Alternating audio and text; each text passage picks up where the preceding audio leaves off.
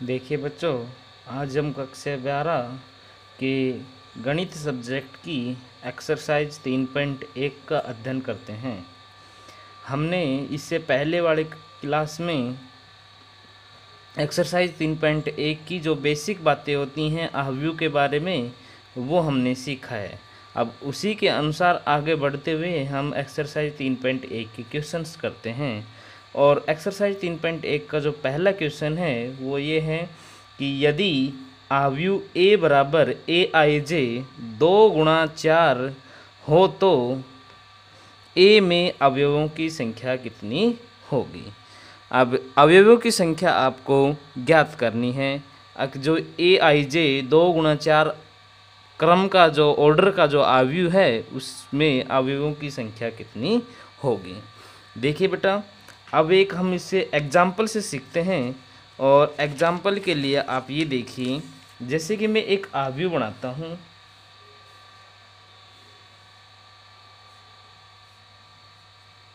ये एक अवयव है, क्योंकि गणित के अक्षरों को बड़े ब्रैकेट में रखना ही अवयव कहलाता है।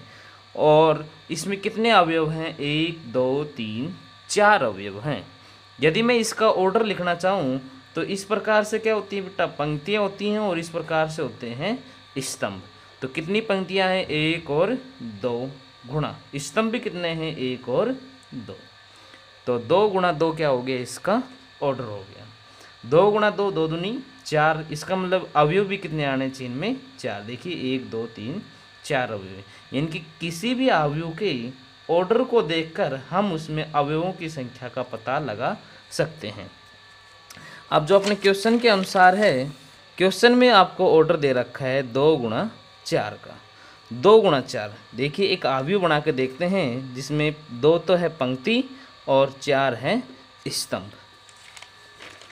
2 पंक्ति और 4 स्तंभ। पंक्ति हमें 2 बनानी है, जिसे कि मैं नाम लिख देता हूँ 1 2 3 4। इस प्रकार से पंक्तियाँ होती हैं, इस प्रकार से स्तंभ होते हैं। तो स्तंभ 1 स्तंभ 2 स्तंभ 3 स्तंभ और 4 स्तंभ। और 2 पंक्ति बनानी है, यहाँ 5 6 7 8 लिख लिया। देखिए 2 पंक्ति, स्तंभ कितने होने चाहिए? 4। 1 2 3 4, क्योंकि ऑर्डर कितना था अपना? 2 × 4। अगर ये ना करो तो डायरेक्ट यहाँ से भी देख सकते हो, 4 दूनी 8। तो इसमें अवयवों की संख्या कितनी होगी? 8। यानी कि जो भी ऑर्डर होता है उसको आपस में मल्टीप्लाई कर लेंगे तो हमें अवयवों की संख्या का पता लग जाएगा। 2 पंक्ति और 4 स्तंभ, 2 पंक्ति और 4 स्तंभ में कुल मिला के कितने अवयव बन जाते हैं? 8। तो यही हो गया इसका आंसर कि अवयवों की संख्या कितनी होगी? 2 × 4 = 8। अगला क्वेश्चन की तरफ चलते हैं कि नेक्स्ट क्वेश्चन है 4 × 4 का इकाई अवयव लिखो। अवयव लिखिए। 4 × 4 क्या है बेटा? ये इसका ऑर्डर दे रखा है। इसकी मतलब 4 ही पंक्ति हैं और 4 ही स्तंभ है। और कैसा अवयव लिखना है? इकाई अवयव। तो आपको नाम से पता चला होगा इकाई अवयव क्या होता है बेटा? कि वह वर्ग अवयव जिसमें मुख्य विकर्ण के अवयवों को छोड़ के बाकी सभी अवयव कैसे होने चाहिए? शून्य होने चाहिए। और इकाई नाम लग गया तो मुख्य विकर्ण के अवयव भी कैसे होने चाहिए? इकाई का मतलब 1 होना चाहिए। तो इकाई अवयव बनाने के लिए 4/4 का बनाना है, इनकी 4 ही पंक्तियाँ होनी चाहिए उसमें, और 4 ही स्तंभ, इनकी 4 × 4 का।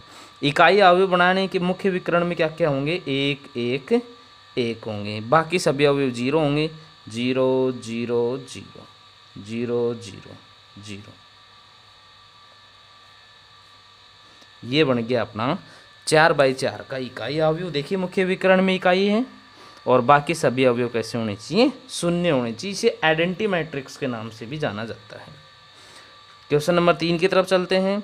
यदि देखिए बड़ा ब्रैकेट में लिख रखा है, इसका मतलब ये एक अवयव है और ये भी एक अवयव है। दोनों के बीच में बराबर का सिंबल लगा हुआ है, इसका मतलब दोनों अवयव बराबर अवयव हैं। तो के और ए का मान आपको ज्ञात करना है।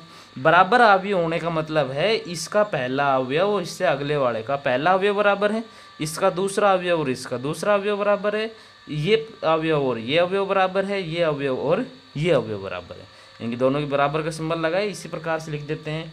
अब भाई ये वाला किसके बराबर होगा, इसके, यानी कि k + 4 किसके बराबर होना चाहिए, a के बराबर होना चाहिए। मैं इसे इक्वेशन नंबर फर्स्ट नाम दे देता हूँ। तो आगे देखिए, -1 बराबर है -1, कोई बात नहीं है। 3 बराबर है 3 के, कोई दिक्कत नहीं, बराबर है। ये भी तो इसके बराबर होना चाहिए, यानी कि k - 6 बराबर होना चाहिए किसके, -4 के।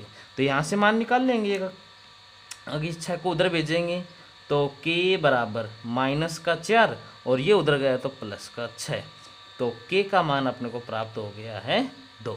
k का मान आप यहाँ रख दीजिए, यहाँ पर पुट करेंगे k का मान, k की जगह कितना रख देंगे, 2 + 4 बराबर a।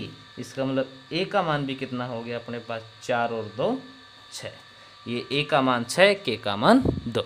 अगले क्वेश्चन की तरफ चलते हैं। तो 6 अवयव वाले अवयव के संभावित क्रम लिखिए। भाई 6 अवयव होने चाहिए और संभावित क्रम लिखवा रहा है। जिस प्रकार से 2 × 4 का था, अवयव कितने आ गए थे अपने 8, उसी प्रकार से अब अवयव निकालने हैं 6। तो 6, आप ये सोचिए कि किन किन को गुणा करने पर 6 प्राप्त होता है। देखिए 1 × 6 6 आते हैं, यानी कि एक पंक्ति लिख दीजिए और 6 बना दीजिए इसमें स्तंभ, या फिर ये तो पहला हो गया।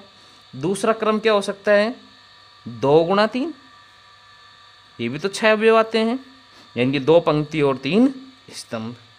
एक और लिख सकते हैं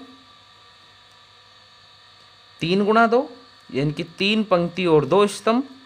एक और क्रम हो सकता है 6 × 1, यानी कि 6 पंक्ति और 1 स्तंभ। देखिए एग्जाम्पल देख लेते हैं इनके।